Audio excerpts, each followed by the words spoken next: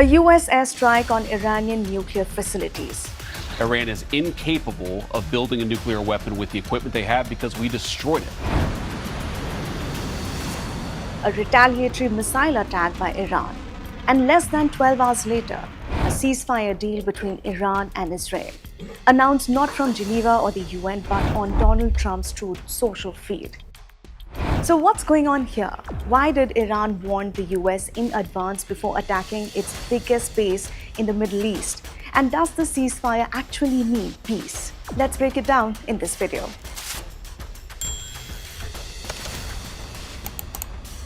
On June 22nd, US forces bombed 3 critical Iranian nuclear sites, Fordow, Natanz, and Isfahan. This was the first direct American strike on Iranian soil. Predictably, Iran retaliated. But what was surprising? How it retaliated. Iran launched missiles at Al Udeid, the American airbase in Qatar, the literal heart of US operations in the region. But almost none of those missiles hit. Why? Because Iran told the US and Qatar ahead of time that they were coming. Iran's retaliation was telegraphed, calibrated, and symbolic. By giving early warning, they ensured that there were no casualties. Even Donald Trump acknowledged it.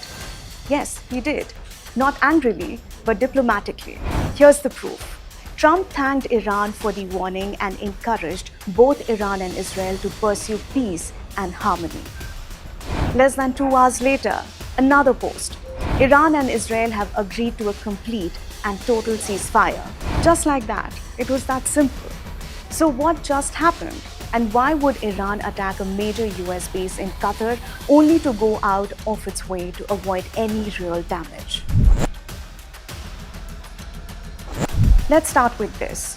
Iran needed to hit back to save face, but it also did not want war, especially not with the US. So it found the perfect target, Qatar. I was expecting it because given the messages coming out from Iran, the statement by the supreme leader and others, I expected it because, they feel humiliated. They feel that they have, to respond to show that they are still in power. Again, we have to consider one thing. United States and Israel, they have the upper hand. Among all US bases in the Gulf, Al Udeid was the safest to target politically. Why? Because Qatar has strong ties with Iran and acts as a neutral go-between for many regional players, from Israel and Hamas to the US and Taliban. And that shows. Just 1 hour before the strike, Qatar shut down its airspace.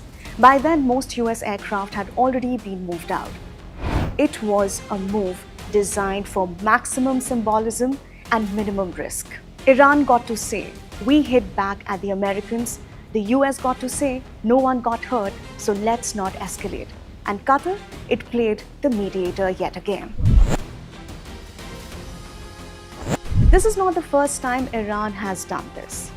Remember 2020, after the US killed General Qasem Soleimani, Iran launched missiles at US bases in Iraq and gave advance notice back then too. It's a familiar playbook. Hit, but don't kill. Escalate, but only just enough. Leave the door open for negotiations. And this time too, Iran did not activate its regional proxies. Not in Iraq, not in Lebanon, and not even the Houthis in Yemen. No Hezbollah rocket barrage, no drone swarms from militias, just one solo act, directly from Iran's own military. And it was not meant to ignite war. It was meant to end one.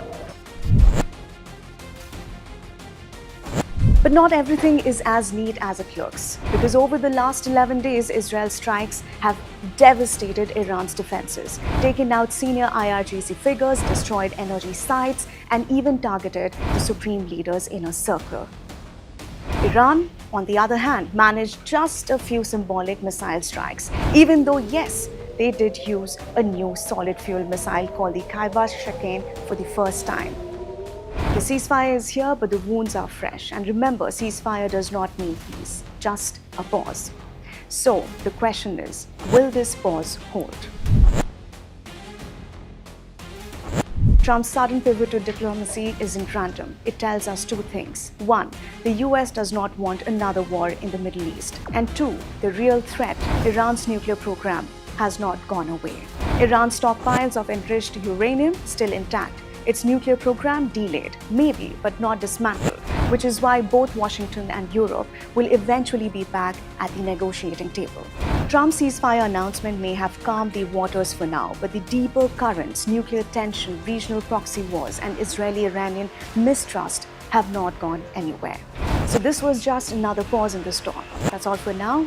For more such explainers and news updates, stay tuned to the Internet Express. Thank you so much for watching.